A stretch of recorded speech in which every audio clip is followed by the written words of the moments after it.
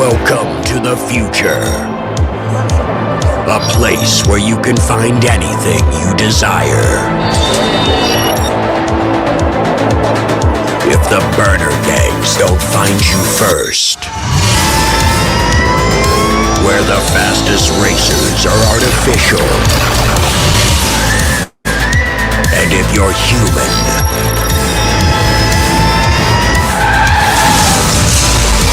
don't stand a chance.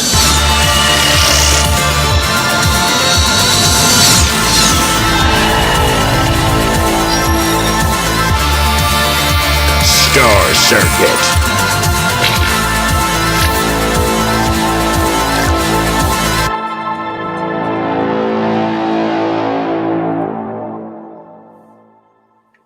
What's up, everybody? What up, buddy? Yo, how you doing, man? Doing good, man. How you doing, buddy? Doing solid. Welcome to Art Bros, everybody.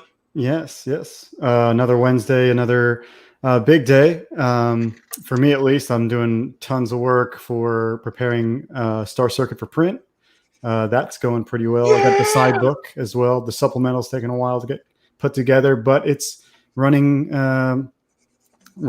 long on time to get it all set up. So, but don't worry, I'm still on schedule. I've got a new house that thankfully is kind of ready to go at the end of the month. So I'll have somewhere to ship this thing to, a nice new garage to store nice extra boxes and stuff. Nice. I got one more week to wait for the coins to get here for Beck and for all the backers that helped us out. And then I'll package them up and send them out. Dude, I'm looking forward to seeing those in person. Yep. You kind of revamped them, right? Huh? You kind of revamped them from the original design, right? Oh, yeah. Not from what was put on the Indiegogo, but the original design was 2 different color metals, and, you know, it would have taken a little bit more to get that one done. They were unable to, and the rope design on the outside, that's not going to be on these coins either. Okay. So. Well, I'm pretty stoked.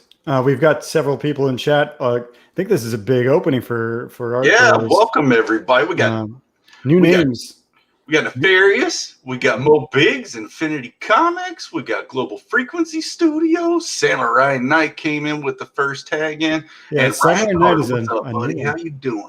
Samurai Knight is a new name, and we have to bring out new names. Welcome, 24 Eyes. Welcome. Did I miss anybody? Coleman. Welcome. I saw 24 Eyes over on Jimmy's channel a little bit ago. Good to see everybody coming around, doing a little crossover. And I did miss our guest, Mr. Dojo Kun. Dojo Kun's up in here.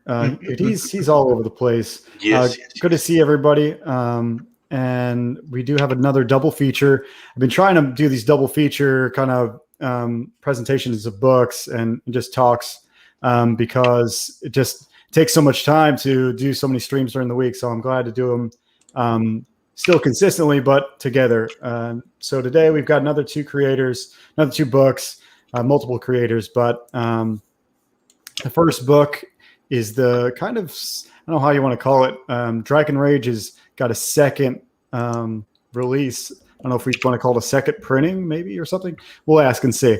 But we got DRAGONRAGE. So Page One Comics, we got Mr. Ryder Depot here. What's up?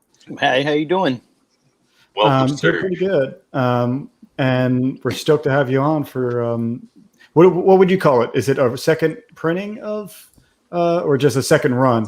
It's a second run. We're calling it the Second Chance campaign because we had a bunch of people ask us, hey, can we get in on this? And we had already closed out. So we're running it again, but we're running 4 brand new covers. Okay. Nice. So yeah, it's kind of like back with attitude. Exactly. I mean, we've got some extra stuff in there, some extra goodies, sneak preview of issue number 2 and some new fan art and all kinds of cool stuff. Nice. I want to get into questioning about that, but yeah, that's for cool. Sure. And I'm glad you're here. I like talking to both the artists and even though we're art bros here, we do like to have some I guess literature bros maybe. Oh, nice, yeah. Lit bros. It's good to have you here. And we also have another indie creator. We got Brian from Dojo Comics here for the 3rd time. Yes, Dojo sir. Kun? It's the third time. Yeah. Nice. First time. Third time's the charm. third Yes. First time. And again, third time, yeah. hashtag just a writer. Just right. I know. So it's good to have just writers here. No, we're very balanced now because me and Jeremy are primarily artists, and not that we both write and we both write a lot, but I think we both would consider ourselves artists over writers if we had to choose. Well, Joe. To be fair, writers is art as well. Amen, brother. I guess you're right, Jeremy. Yeah, if you do it right. Yeah. Right. Yeah.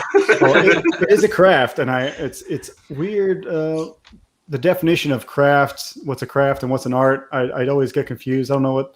Well, it's like we kind of grew up in an age where craft time was a thing, but like before craft time, it was like bud or carpentry or engineering Right. stuff like that, and that's a craft. But I'd say that's the classical sense of the word craft, right? But that seems like what we do. It's like we craftsmen, craft stories. artistry, artisans.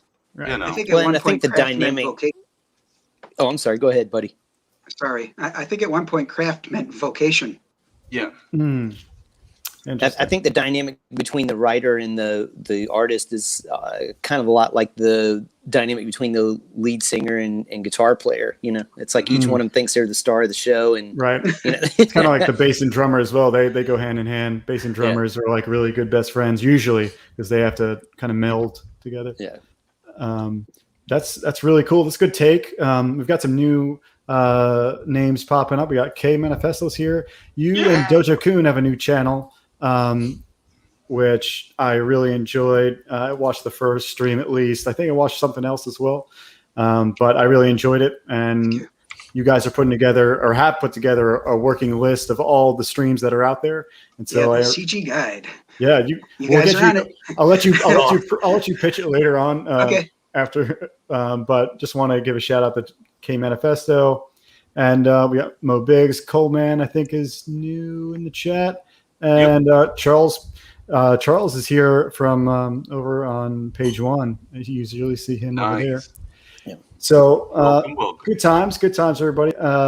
We have 2 books to talk about because each creator has their own book, and on top of that, we have, I don't know if Jimmy's going to make it over in time or not, but we'll be on till, I'd say, you guys can pop off whenever you need to, but I'd say 8:15, we'll probably push it to give you some time to talk about the book and show off what you need to show off. So we can do your pages if you prefer, but I would like to show the art as we go. But first, before we do that, I don't know how much I know about maybe either one of you outside of just doing comic books. What maybe, it's anybody's game, but what do you guys do outside of comics? Do you have a day job? Do you have families or something that takes up most of your time outside of comics? Go ahead, Mr. Philpott. Oh, well, thank you. Yeah, I do a bunch of stuff. I mean, during the day, I have a full-time job, and I juggle that with writing. The job that I do, it involves taking calls and things like that on the weekends and stuff. So I'm on call all the time. So it's one of those jobs where I squeeze in writing when I can. It would be awfully nice to be able to do writing full time. But right now that's just not possible. But previously, I've been writing for a long time, just different things. I had my first comic published when I was 19. And I didn't really have anything published after that for, in comics, but I did have some other things done. I used to write for magazines and things like that. And I was in music for a while as well. And I was in a band that was we sold like 120,000 albums or CDs at the time. And we were kind of a big thing at one point in the metal community. So it was, it was pretty cool. What band? Would I have to dig too far to find you? It depends. We were called Mindset. What'd you call it? Well, yeah, it's Mindset, and you have to add that sound at the end that Jeremy just made. Nice. Yeah, we were signed to a label called Noise Records, and this was a thing probably in 2000, like the late 90s, early 2000s. Okay. Yeah, I'm really into metal. I know Jeremy is. We're at different sides of metal. I'm sure we all do. Maynard, do you also like metal? Uh-huh. Okay, nice. So that I like that, the outside of comics kind of knowledge, because it informs what you're writing. Informs. I like to know, what kind of person you are. Just knowing what people do outside of comics kind of gives you the general feel of maybe their personality, or maybe gives you a clue into the material that you might get into or like. So, what about you, Brian? What do you tend to do most of your time outside of this? Well, for my day job, I'm a fraud examiner, anti-money laundering specialist. So, Scary. yeah, it's for a corporation, though. I'm not an IRS auditor. I'm a corporate auditor. And let's see, we do have a family. I live with Deanna. Fair enough to say that she's my fiance, but we've been engaged long enough that, it's probably a spouse would be fair to say. We have 5 boys between us, but they're all grown and gone. In fact, 2 of them are married, and one's about this close. So, do you have any advice for that? Like, I know Moa Biggs is in the chat, and he's always trying to get me married. Advice? So do you have any advice for yes, don't do married? Don't get a trash compactor for an anniversary gift. Yes, no appliances, no household goods, no, just. And what's the smartest thing a husband's ever said? I love you, dear. Yes, dear. Yes. If she says, "Does this dress make me look fat?" do not say, "It's not the dress, babe." Right. There is, even though we all know telling the truth is paramount for living the right life. Everybody knows. If she You just asks have to that know which question, hill you're going to die on. That's all. Right. You got to pick that hill and know which one it is. Yeah. That's great. So yeah, I imagine now that the kids are out of the house, you got plenty of time to do more comics. Is that the? I do, and not only that, but my commute one way was 2 to 2.5 hours. So now that I've been working from home for about a year, I've got those 4 to 5 hours back. So as soon as I sign out from my day job, I can get right into what I'm doing for Dojo Kun. Awesome. Yeah. That is really good. I mean, for me, I don't have kids, and I'm barely surviving. I mean, I'm a one-man show, so that's kind of a different thing, I imagine. And I know coming around the next installment of my book, I'm finding new ways to, or maybe old ways that people actually use, but I don't use yet, but ways to kind of manage it and get a little more time for me and the real life. And that'll help. But so yeah, I want to bring up the first campaign of Dragon Rage, and we can talk about it a little bit, and then we'll move swimmingly on to other questions. And I don't like to focus on the campaign as much because I think after you've been around for a while, they get to know your book. But I know Dragon Rage has got some new stuff, and Brian's on his last hours, I believe, on his campaign. Yep. The first 30 days closes at 3 a.m. And we'll definitely see if there's things that you might lose if you wait until the next 30 days. Maybe you have any kind of incentives. We'll see. Yep. So I'm going to bring up your tab just in case. And questioning Deepot about the re-releasing or coming back out, like after something's been funded, you're given a second chance for people to grab hold of it. I mean, both all of us here could probably listen to a lot about what you got to say about approaching that. Yeah, I'll say that it was something that when Jimmy and I thought it through. Jimmy proposed it, and we thought about it for a bit, and we said, yeah, let's see what happens. That the worst that can happen is that we only get a few people that want to back it the second time around. And well, as you can see, we just opened it up a couple of days ago. We're 27 days left, and we're already at 3,200, and we only set the goal for 500 flex. So. And is this another 30-day stop, or is it going to extend? Yeah. All right. I like that style because it's bold. It's a bold maneuver, and you don't think about it much because there's many different ways to run this whole business. The tried and true, what works for one person might not work for other people, but there is kind of standards. But I like the way you're going about it. You're doing it your own way. and I dig that. So maybe I don't know what you prefer. Do you prefer playing a trailer if you do that, or do you just want to give a little bit of maybe the updates to the campaign, or just maybe the basic elevator pitch? I'll follow your lead on this, Dave. I can kind of swing it any which way if you want. I can, I'll start with the elevator pitch, and then maybe we can play the video, and then I can give you a few of the updates. The real elevator pitch on it is just the story in general. It's about a girl who can turn into a dragon. It was something that she didn't know she could do. She's an orphan, and she grew up in this kingdom called Blackcliff. And all of her life, she was a servant girl. And at one time, there were dragons in the world. Different take on it, by the way. It's not like these were dragons that would come and, burn down villages and things. I mean, the dragons and the humans lived together pretty harmoniously. But then all the dragons sort of went away, and it's been a while since anyone's seen one. Well, since she can turn into one, the kingdom uses her as a weapon. So she's kind of like a nuclear deterrent for the kingdoms around, surrounding. Well, this gentleman you're looking at here, his name is Thrago. He's from a different area. His father is the king of dragons, and he's an abomination because he's a hybrid. Anyway, he finds out about this girl who can turn into a dragon, and his mission is to go find her and find out what's going on and how they could be related. But the story has some really neat elements. It has some political intrigue. It's got family drama. It has dragons that burn things down. The dragons talk.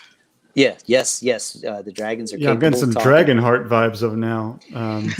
Yeah. So that's the other thing too, is we really wanted to steer away from the typical, I guess, takes on dragons. Like thinking it through, you have like D&D style dragons where you have like Dragonborn. We wanted to steer clear of that. And then you have like maybe Smaug or the dragons from Game of Thrones. They're all going to share some similar elements, but I think our take is a little different. That's why I love video games. I've seen so many different takes on dragons, particularly leaning towards the McFarlane dragons like design, like just so wild and different and variant.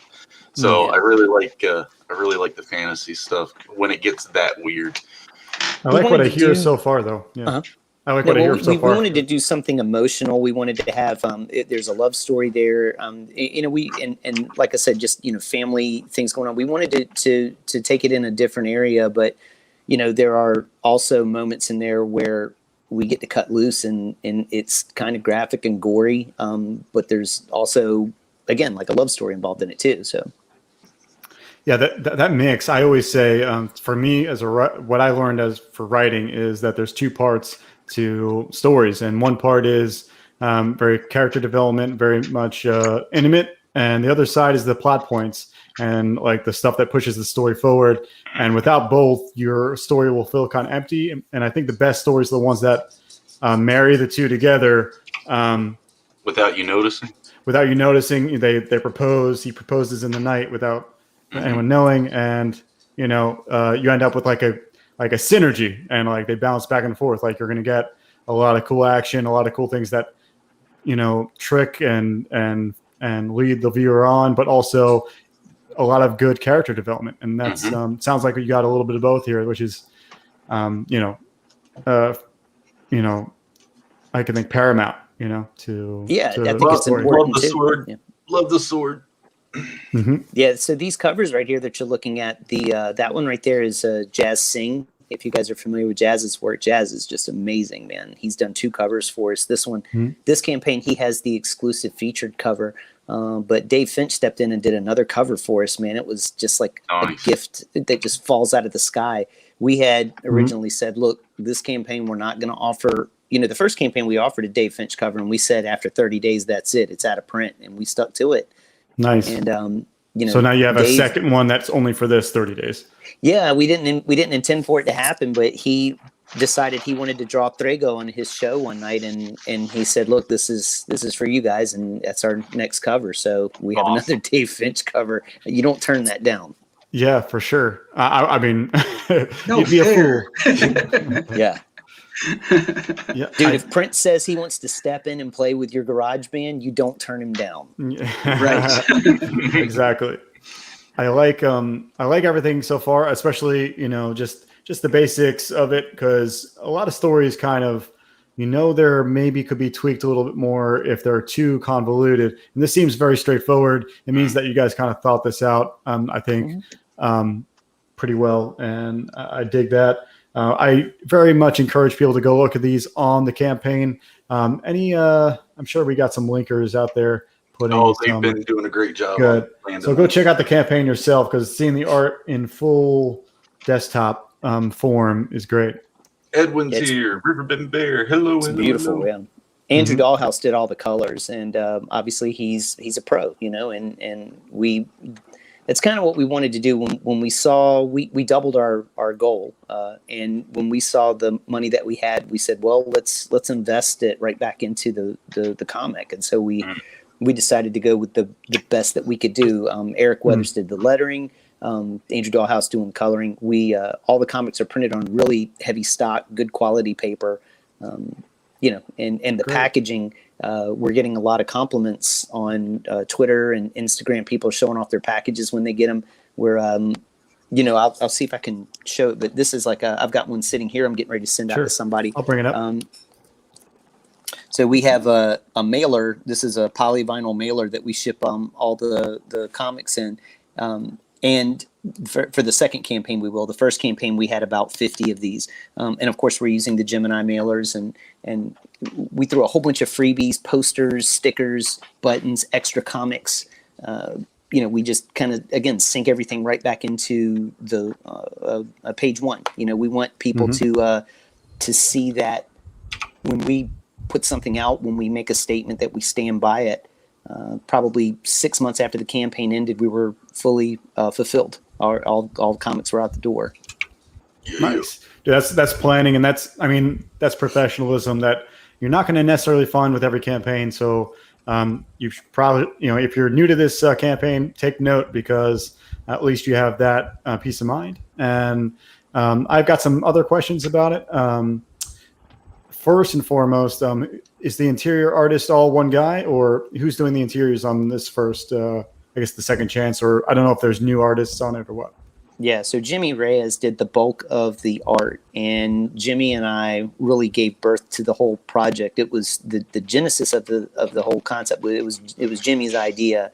He threw it at me, and then I took it and ran. That page that you're looking at right there, that's Jazz Singh. So Jazz Singh stepped in and did 3 pages for us towards the end. We wanted to bring him on board because he was sort of recommended to us by Dave Finch. Jazz had taken Dave's courses, and when Dave saw his work, he recommended him to Jimmy. And so we have Jazz now, and you can't have him. And he's amazing, man. Yeah, it's odd.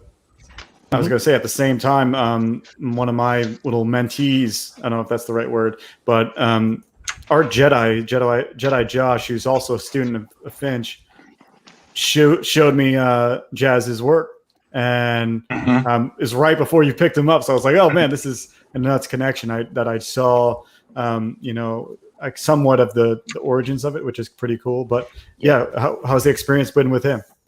Well, Jazz is amazing. He's a younger guy. He's, I think, mid-20s, something like that. And he, we cherish every page we get from him, because I'm sure there will come a day when the big boys come knocking and we can't afford him anymore. I mean, he is a rock star in the making, and he's got his whole career ahead of him. And I'm 50 this month, and so I feel like I've got some good years left in me as far as a creator. But Jazz, man, is he's young and he's awesome, and he's going to go places. I mean, I see him as enthusiastic, which is good. It's part of the youth as well. But yeah, 20s, 30s, even for comics, that's pretty young, because it takes a while to get good at this stuff. And so if he's good in his 20s, it means that his journey is going to be an awesome one.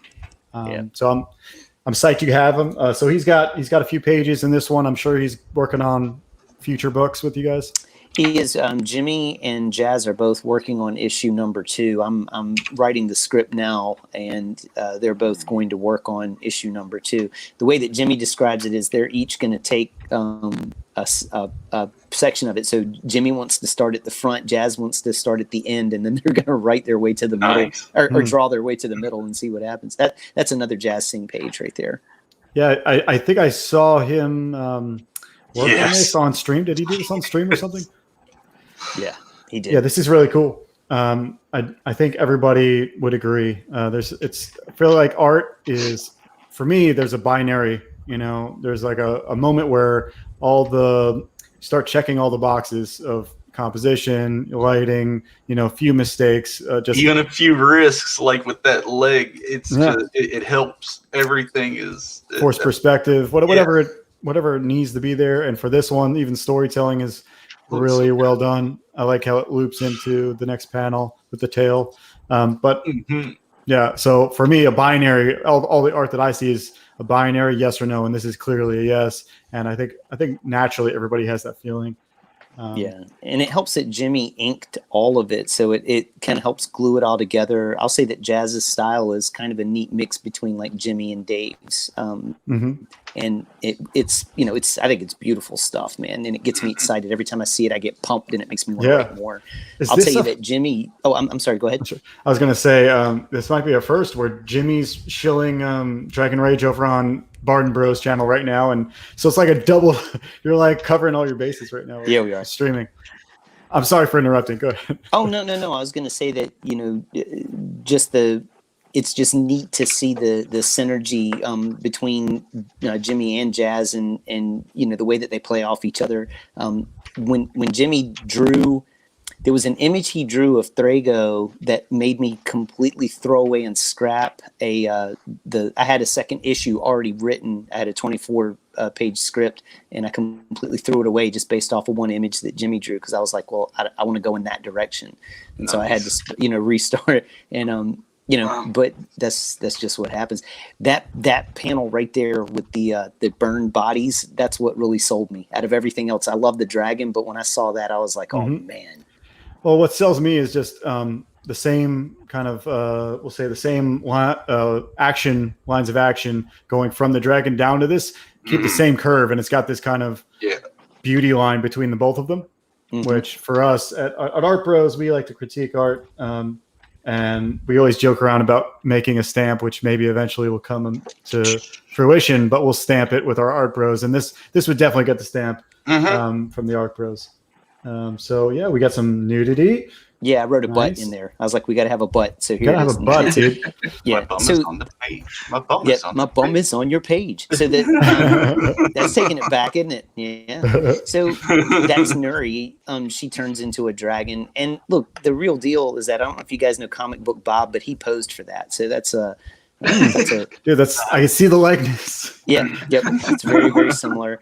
But she's the kind of the main attraction, and she Jimmy and I both agreed that with a character like that, if you could turn into a dragon for real, what would you wear? Because if you had to just kind of do it at a moment's notice. So we don't really have her wearing a lot of clothes. She wears like robes and things like that. But we also wanted it to be tasteful. We didn't want it to veer into cheesecake territory. And so you can see the way that he drew it. It's all really tastefully done. Yeah, for sure. It's tasteful, and even like you got a full bod. Technically a nude there as well, but like the pose is so well done and like perfectly still tasteful that you don't even think about it. I wouldn't. Even if it was not tasteful, I'm down for that. Whatever. It just becomes more of a mature book at that point. But get out of here, Noah. Yeah, no 16-year-olds can't have the Jazz do those pages. Or no, he's 20 something. Never mind. I keep thinking all the young kids. I always think they're like 16. You're like, not the case. So I do think at this point I want to like maybe jump to different parts on the campaign that you really want to point out, because this is a second chance. So anything new in the perks or anything more in the stretch goals, something like that? Yeah, we decided to pare it down just a little bit. So last time we offered some merchandise and some things. This time really the packages are pretty simple. We have 4 different covers, so obviously we're offering those. And we have prints, 11 by 17, really high quality poster, like frameable, frame-ready prints that we're offering as well. Each one of those are available as add-ons for $5 each. Is that down here somewhere? Yeah, whenever you get, and everybody gets a free bookmark too. That's the Dave Finch artwork right there. We're turning that into, we have a bookmark that we made, and everybody's going to get one of those. Cool. And everybody just gets freebies too, because we have a ton of different stuff that we just throw into the packages. And it drives Comic Book Bob nuts, because he's always like, you guys are making no money. And we're like, well, yeah, we're not, but you know what we do have? We have a really cool product. So it's cool. Yeah. And you're going to appreciate it. I try to do the same thing, or not. I don't try to, I just end up wanting to give more things and then I don't have anybody else here to tell me, I don't have a Comic Book Bob to be like, you're an idiot. If anything, Jeremy's more. I was waiting. Well, usually you're the one that tells me to do more. Give them more. Give them more. Dude, the mantra is under promise and over deliver, right? That's the thing, and I've been saying that everywhere because it's kind of the way we feel. So there's that's the featured tier. That's Jazz Sing's artwork right there. And if you've been on Jimmy's stream, or our stream, really, then you've seen that kind of come to life. You probably saw that when it was in its earliest stages. And yeah, I really did. Go sub to his channel. Go check that stuff out. Yeah, please throw up some page one links too, because they have a channel that just hit 10K, which is awesome. And yeah, so the featured, I haven't backed this yet because I literally, man, where is it? I have the trading card because I signed up, got the trading card, and I didn't back on the 30-day because I didn't think you guys were gonna actually stick to 30 days. So listen, buddy, that was a bold move, right? I mean, we what Jimmy and I said was, we said, let's have a fixed goal. We made it 6,000, and we said, let's just run it for 30 days. And if people really want it, they'll get it. And if not, then we'll cry and pout about it. But we were lucky, man. At the end of 30 days, we doubled it. And so the reason why we didn't put it in demand or keep it going is because we said, let's stop and fulfill, because we didn't want to have one of those campaigns that went on for a couple of years. Right. I mean, you know what I mean? It's like we didn't want to be seen like that. We wanted to say, okay, this is what we said, so now it's time to deliver, And yeah, I think everyone will appreciate that, and does appreciate, integrity. That's what we'd call it around here. Integrity Farms. Integrity. So I do like everything. Is this the prints that you were talking about? Yeah, so we have all the posters available as a combo pack for $20, or we have them available as individual add-ons, where we're probably, I don't think we're charging anything for postage on those. So you save, everything's available as an add-on except for the big pack that we have. But yeah, so again, the Dave Finch cover, Jazz Sing's variant cover there. That's just a beautiful, man. Dave Finch is so awesome. He did that in like just a couple of hours. Yeah. And I mean, I'm going to give it to, is it the same colorist as well for this? Or is it his? Andrew Dollhouse. Yeah, he's amazing, man. Oh, I see his name down there. Very little. Cool. Yeah. No, I think his colors definitely pair well with Finch's kind of style of delineating everything. To the max, which is awesome. His palette is so good, man, and it's so unusual because I think like the first the cover that we had, the exclusive, he used a lot of like secondary colors and tertiary colors and things, and it's so different. I think it stands out. If it were on a rack somewhere, it would pop, just because of the color choices. Yeah, that orange, red, and green just does. It spikes, and it's not Christmassy red and green. It's got that fiery pop to it. Well, he's kind of got a Santa Claus look to him, right? He's got a little Santa Claus to him with the white. He's got a little Santa Claus look to him. But it's got that glow as it gets towards the focal point of the page too. So quite literally off the shelves, it's very.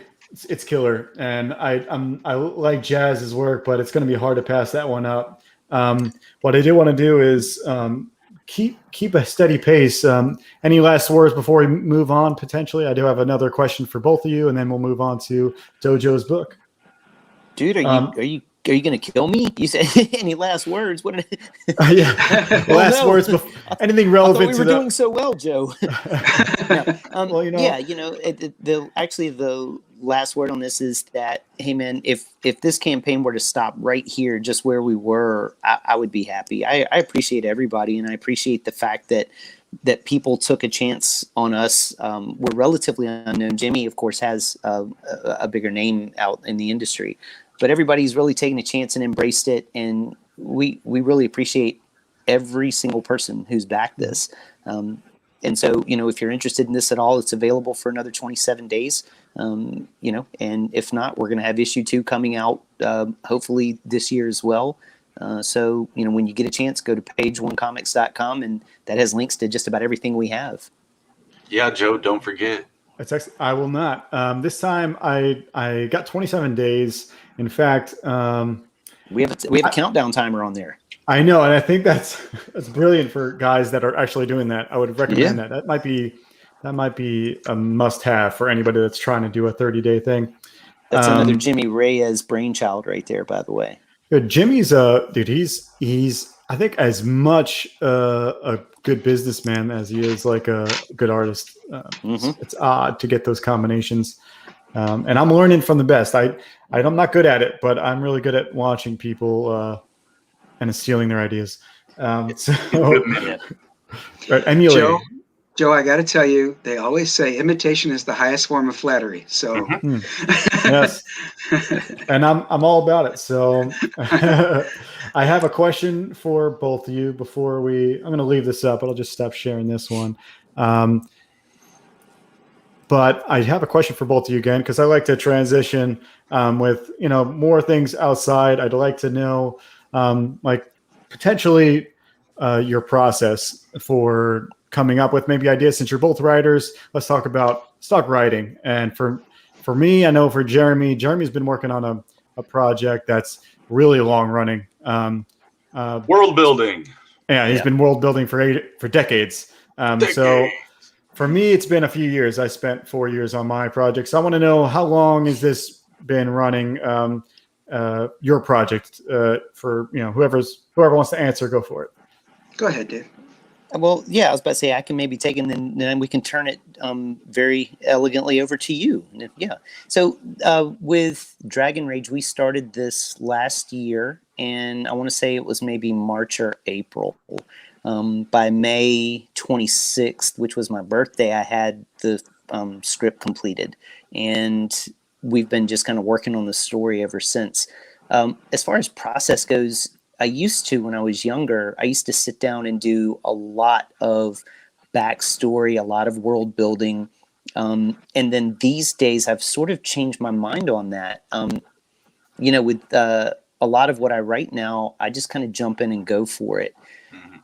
But saying that, it's because I think I've already had a lot of years of kind of crafting how to write a script. So it's sort of like, I guess, with an artist where, and keep in mind, I don't draw at all. I would assume that, you probably start off drawing a lot of understructure and then layering and then after a while you get so good at that you kind of know where everything is. So you don't have to do as much scaffolding, so to speak. And that's kind of where I'm at with writing. But the process is I usually get an idea and then I drive around, anything I'm doing, cutting grass or whatever, and that world stays in my head. And I just keep writing and adding to it and writing down notes and things. And then eventually I sit down and then I shut up and let the characters talk to me. Interesting. It's interesting because you're right. It takes I'm newish to writing, so I need that scaffolding there. And I spent an extra year just making sure I had scaffolding for my story. It might be the only reason why this is a good story, but I'm glad to know that your flow is similar, but your a feeling of knowing the stories in the back of your head. When you said that, it struck a note, because I think all people that have a story, you just don't let it go after you get up from the desk. It's there. It's almost like a world you're in that nobody else knows you're in, and you build on it. I'll say that there's two other things that I would put out there that it's things that I've heard over the years, and I always keep them in mind. One of them is, I don't know whoever said it, but the idea of taking a character, making your audience fall in love with them, and then put them on a limb and start sawing, right?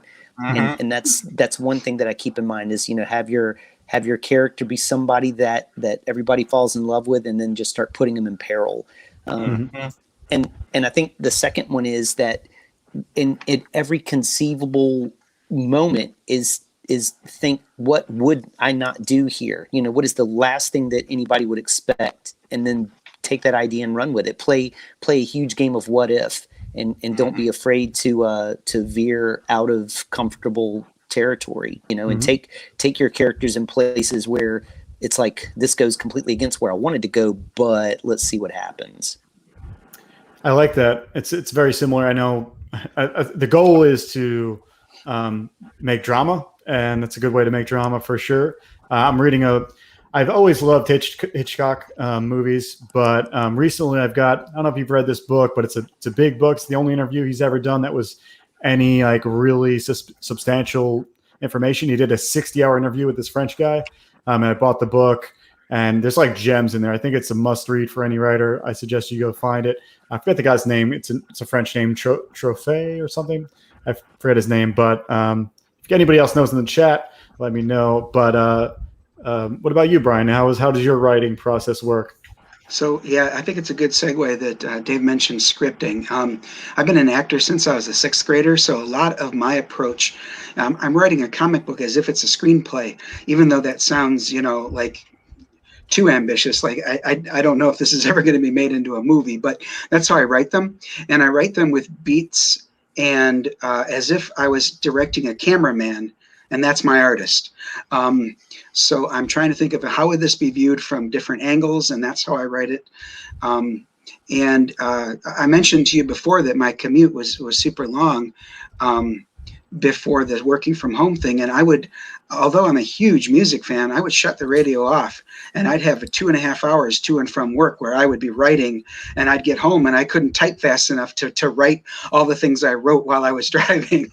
You know what I mean? So I've got, so one of the questions you asked was how long has this been, you know, in our minds? I've been writing comic books for small press companies since 2014. I started Dojo Coon Comics in 2018. And with 47 years experience as a comic reader, I thought that I had some great stories to tell, and you'll see similarities in my characters to a lot of the characters I grew up reading. But the interesting part, of course, is, yeah, the look is one thing, but the characterization is another.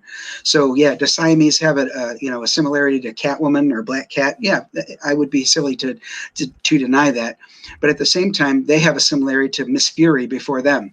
So what's different? The character themselves, the characterization. And as far as writing emulation, my wheelhouse would be when George Perez and Marv Wolfman were doing the New Teen Titans, and when Chris Claremont and John Byrne were doing the Uncanny X-Men.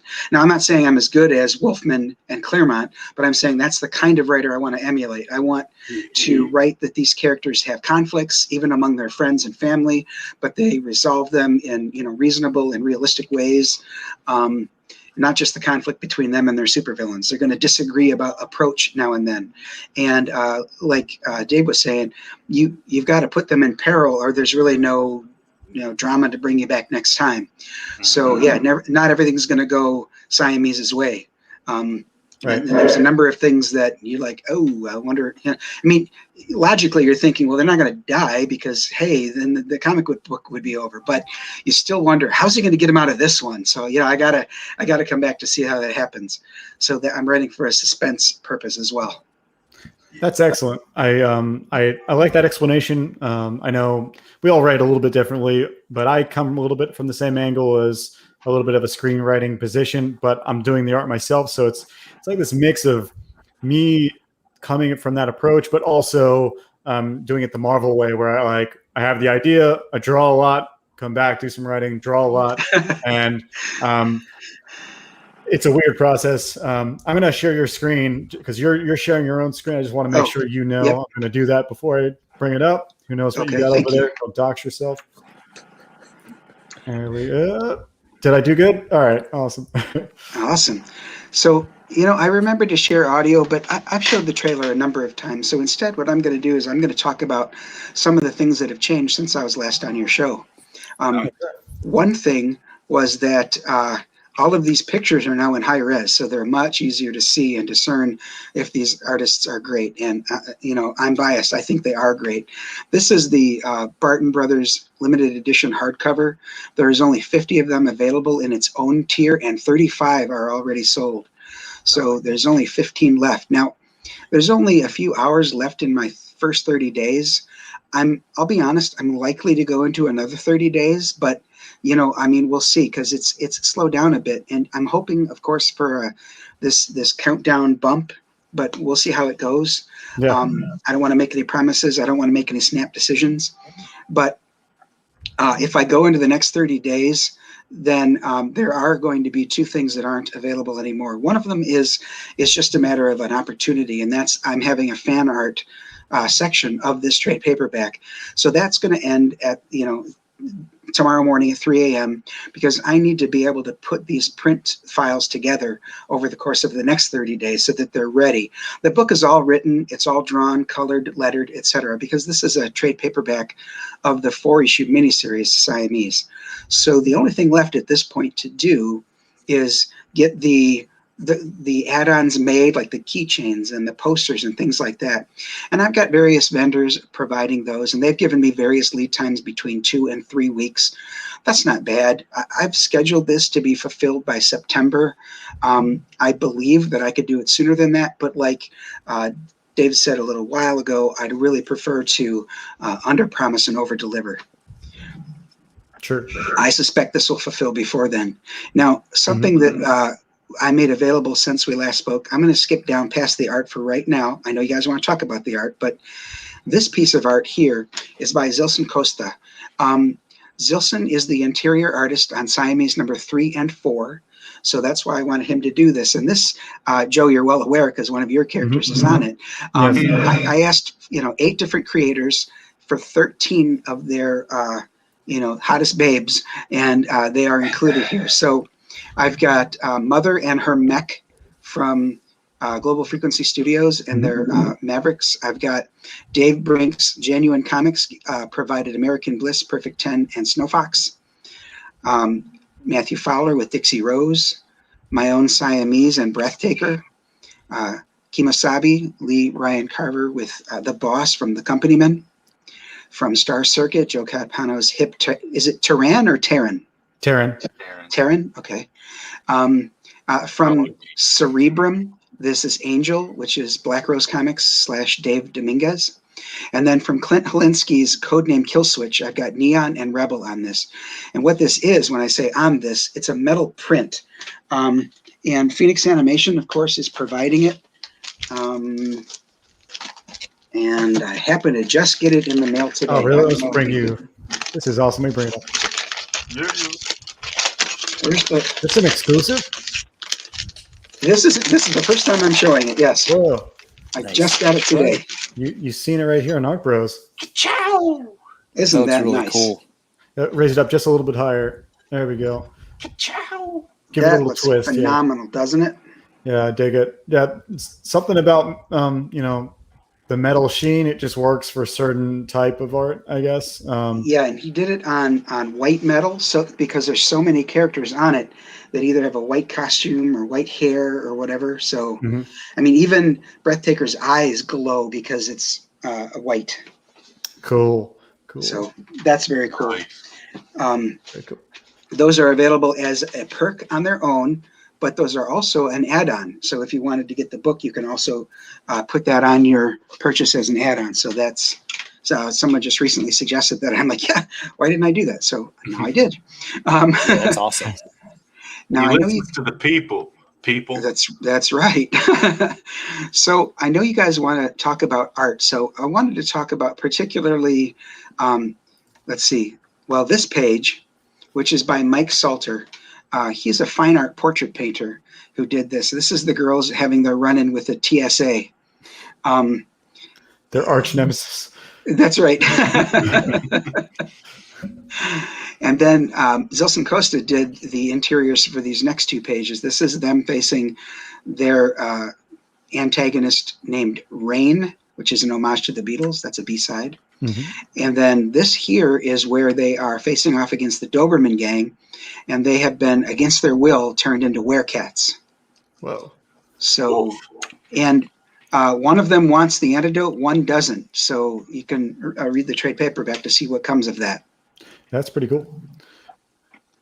So let me go back up here. Now, I said that the limited edition hardcover has only 50 and 35 are claimed. But if you click on this like you're going to get one, you'll see it says there's 99. Well, that's because down here in the Ultimate Kitty box, that hardcover is also available here. And 5 of those are claimed. Now, what's great about this box here is there's 18 comic books in this, plus a couple of the tchotchkes.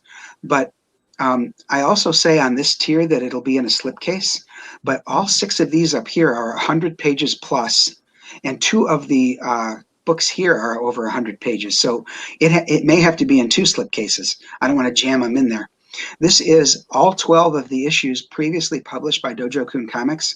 You'll get 1 copy of all of those, plus 1 copy of each of the regular cover and all the variants of the current trade paperback for Siamese. So it's a huge bundle. It's great value for those that are, that have the budget for it.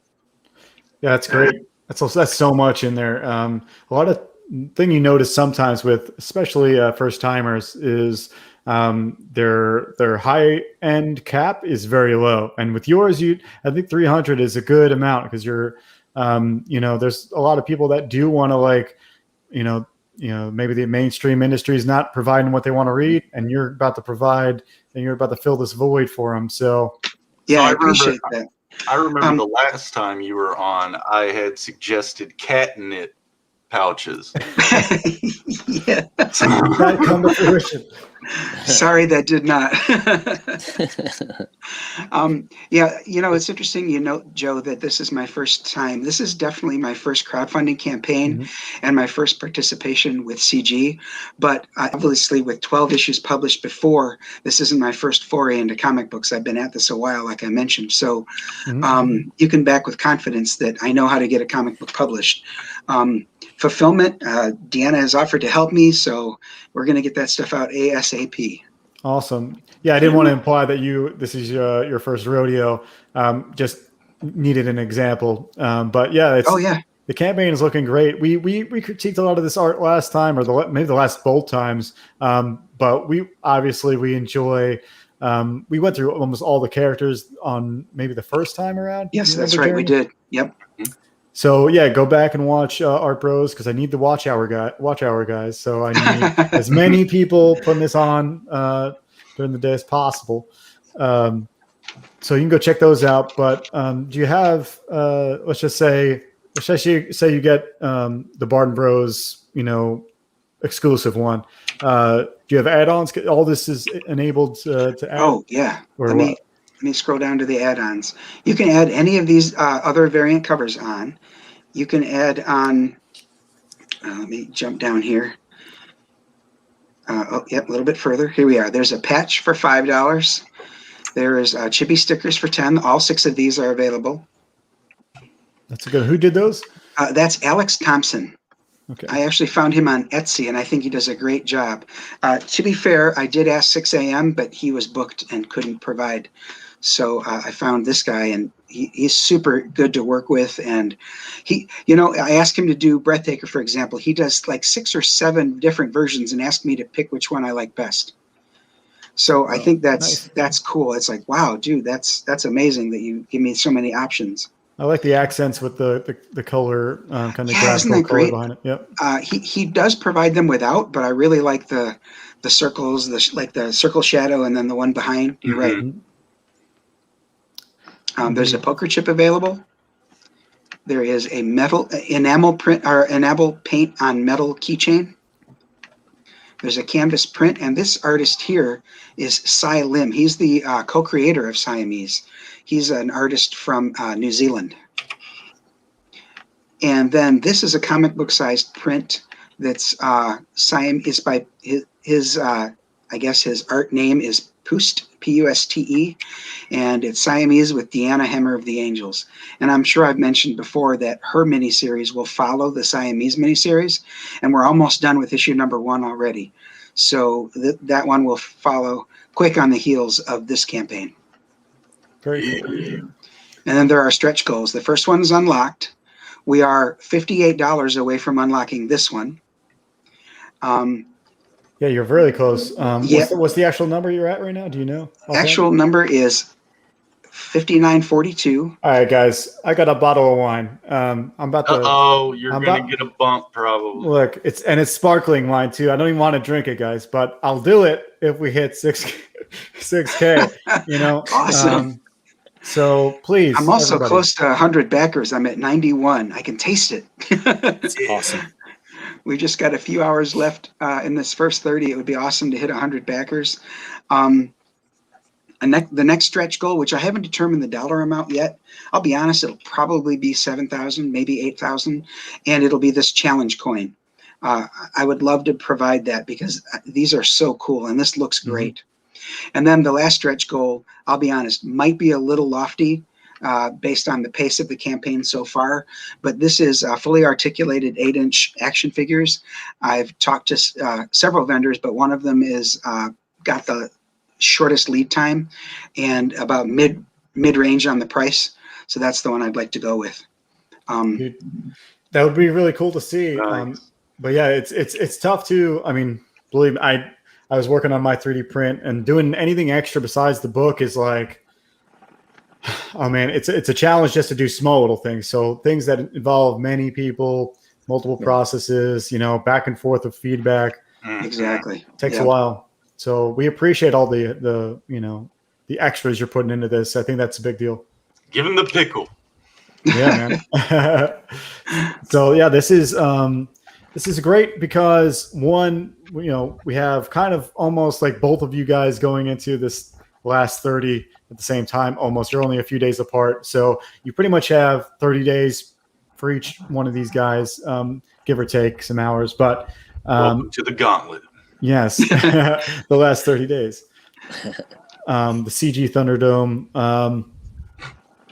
And yeah, Jeremy, what do you think about what you've seen so far? Any work? You've been pretty silent. You're working over there diligently.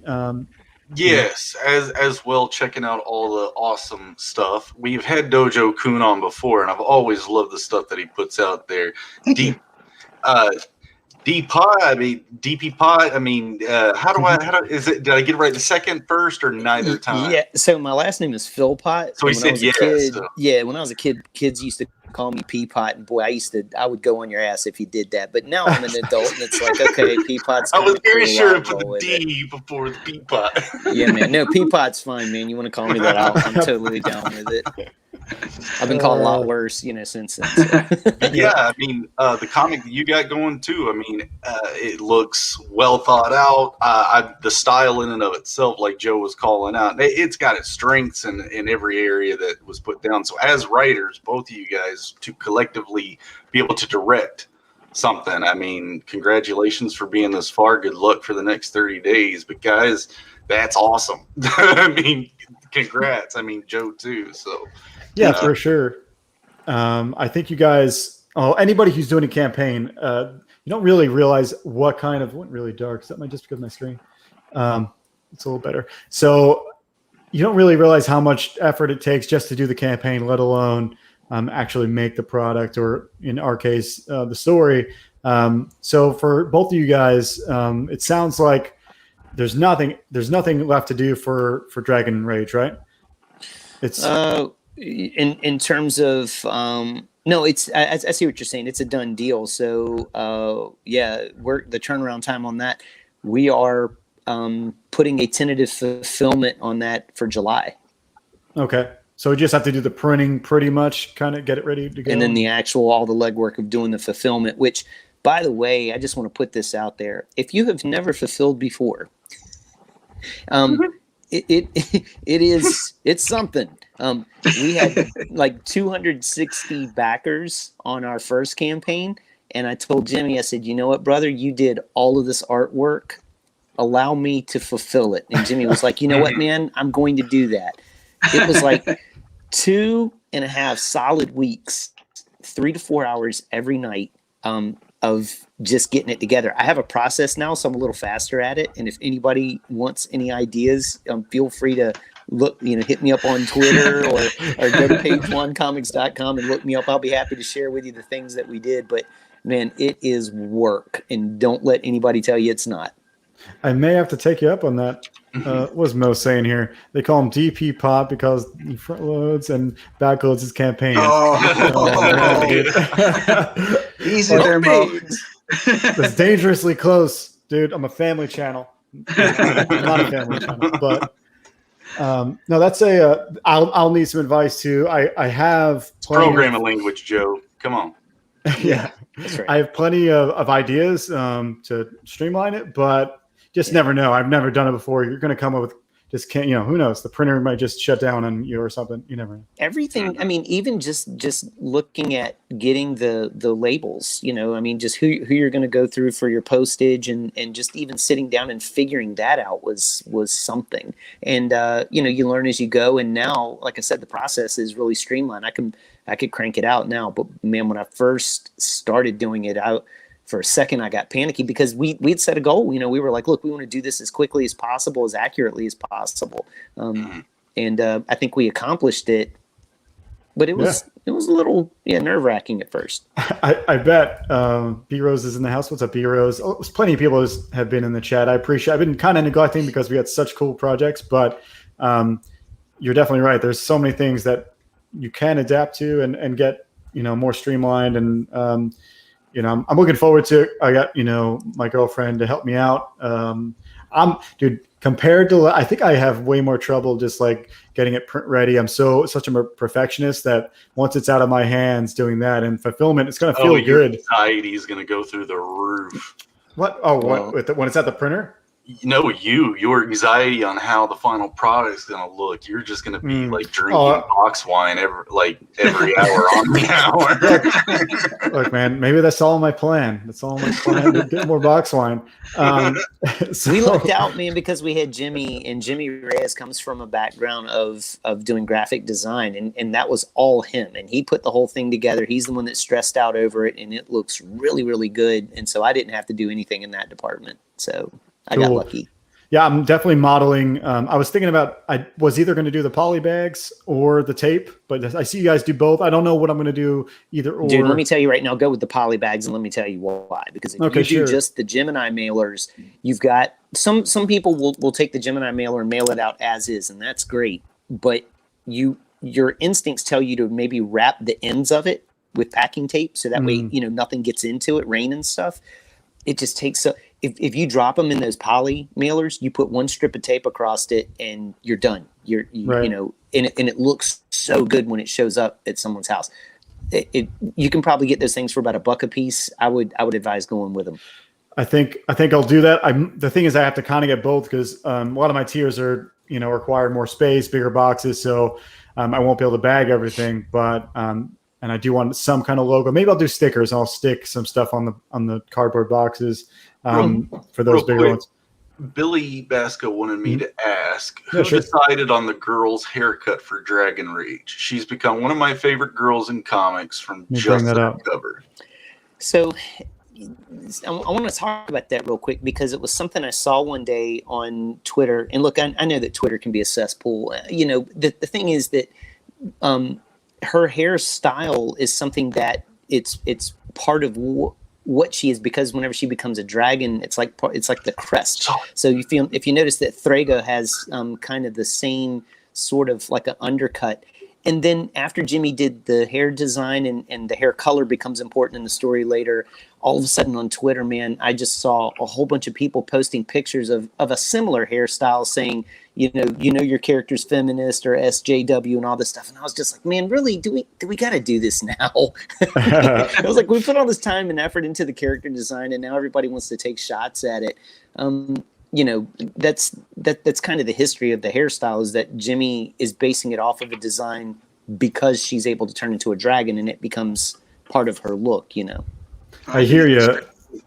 I was going to say the same thing because a lot of people dog on Hip Terran from my book. It's similar. I have her where you can see the hair a little bit on the side, and I like how you get a little bit of the buzz on what's her name again? Say her again. Her name is Nuri. Nuri. Nuri. All right, so you can kind of see it there as well. Like you can see the buzz kind of cut on the side as well. That helps, I think, add a little bit. And it's not exactly, but I understand. the frustration kind of when you get these people that are just like comparing on the looks alone, without the character. I feel like sometimes Billy's smitten. I feel like sometimes that there are things that we see that are legitimate complaints that we can have, and we can say, look, this is where the industry needs to change. And then there are other times where sometimes I feel like that people take that idea and then they just start dogpiling on it, and then they just start looking for it to be a problem, and then they start calling it out. And, like in a situation like this, Jimmy, really, trust me, I had the conversations with him. We definitely didn't sit down and go, okay, we're going to make this style of character. And it was more like, this is how it organically proceeded, I think my perception of this style of haircut. It's not that everyone's going this route on purpose. It's more like the options for you right now. This is the right spin, I think, to make something that feels familiar enough, but not too outlandish. This is the right mix. And anybody if you went towards the dinosaur sitcom route and gave her the spiky mohawk down the middle, not hair, but literal dinosaur spikes off as a mohawk, I think that would have threw it off a bit. Yeah, maybe. Yeah. My son used to watch a cartoon like that, man, where the kids could turn into dinosaurs, and I think one of the guys did have a haircut just like that. Yeah. Yeah, you just need a carrot, just not the mama. Oh yeah, dude. I think I think the haircut thing is just very it's trivial, but at the same time, I think it's the right move for certain people, and I think for certain IPs it works. But yeah, I get the same comment. One might as well talk about Star Circuit while I got it up at the end here. So Star Circuit, we are in demand. Been in demand for a few weeks now. We're doing almost the same amount of numbers as we were doing when we were in. It's weird how once you go in demand, you get almost a little bit of, I don't know, some sort of validation from the community. You've already gotten this far. More people see that it's a done deal. There's a lot of people that are backing it. But so far we're doing great. We got 17,300, and we're moving toward, getting closer and closer. My goal is 500 backers by the time I do the next book. So 500 backers would be great. That's what I'm really into. I've got two different things. My dog is now barking at something. But I've got two different things I want to point out. We have a new 3D print, which is pretty cool. Let's go down to the bottom to where that is.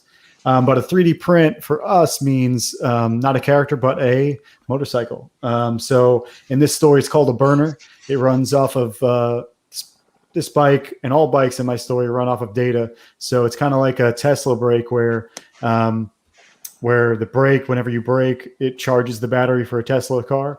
It's similar, but where data is transferred between different devices, it charges the engine as you go. So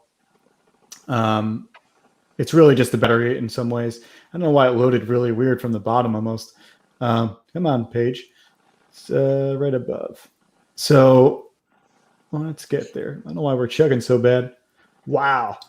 I think pictures are so big.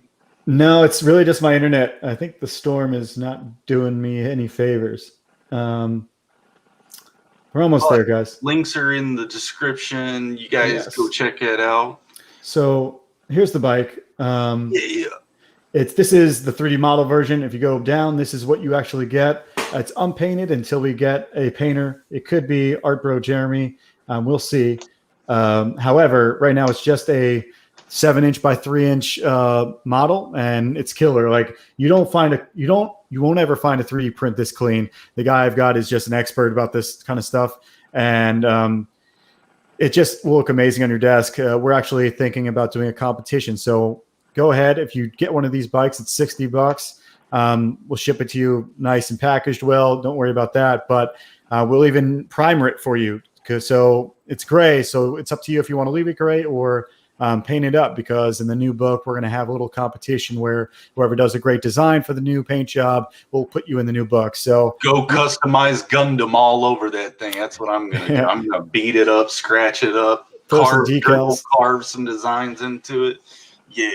Indeed. So not every bike is, you'll see in the, I've got a design book that is coming with the main book in this campaign. And you can see in there a lot of the bike designs that I did before this one. And a lot of the bikes in the book are not all the same model. This model is called the Metric X50. It's pretty much just like it's a sport bike, but it's very much made for the street. But It's a crotch missile. it's something Looks like it, that. yeah. Yeah, it's very streamlined. It's the main feature of, I'd say, the first chapter, even more than the characters. So check it out. That's $60. Everything else for the book is pretty straightforward. We have 2 different covers, one by Kanan White and Steve Furkow, who did a lot of old image books, and even I'm pretty sure Steve Furkow has done a lot of Dave Finch work too. So now we kind of got a little connection between 2 books, but this cover is amazing. I'm doing something a little interesting with the logo design for it. So get ready for that. It's going to be fulfilled in the next couple months. So check it out. That ends my little segment on Star Circuit, but It's a beautiful book, man. thank you. I can't wait to Yeah, get it. Sherry did the chibi stickers for you. Indeed. Too, didn't she? Well, she's working on it. I want the whole cast. She did a few, and I think it'll be a great sign-up bonus. So we'll include some of that, plus something else for the sign-up bonus for the next installment, which I plan on having out next summer. It'll be a giant chunk. This is only 30. It's actually going to be 36 pages. But this 36-page book took me a long time because I was pretty much learning how to get this good to make a book. And I just took my time with it. And I think I landed. From what I've seen so far, my editor, Kimasabi, has said it's one of the best books he's read, especially out of CG. So I'm glad to hear that. That's what I like to hear for all the time I put in. That's what you always want to hear. So I appreciate everyone showing up. Jeremy, I didn't know if you had anything else you want to talk about before we bounce out of here. Like I said, I think we only need one more sub on my channel at Zaid Studios to have 100 subs. So thanks, everybody. We'll grow that over some time. But I've been kind of quiet because I've been working on hired work within CG. So the comments are good. People are excited about this cover I'm doing. Of course, Tales of Zero just finished up the other day. So I did their 4-page epilogue I did the inkings for them. But that was great. I'll be getting back on to Beckon's retrospective comic right after I get done with this cover. And like I said, the coins, our challenge coins are coming here within a week. And like I said, I'll mail them out and get those out there. And I know we didn't hit our goal, but like I said, guys, it's a thank you for believing in us and a promise we'll be back with the game. But it'll be a comic first. That sounds something like a Philpot would do.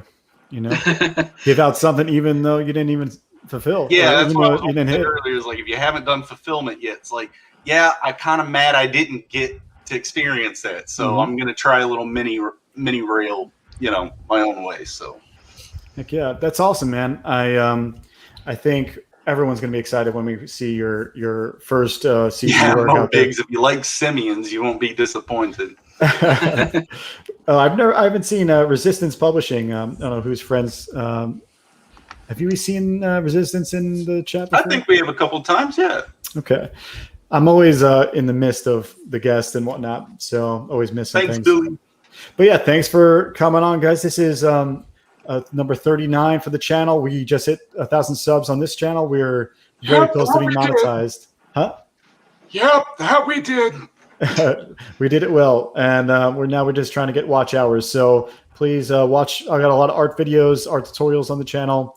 The latest one was on coloring, so anybody's interested in figuring out that a little bit, check it out.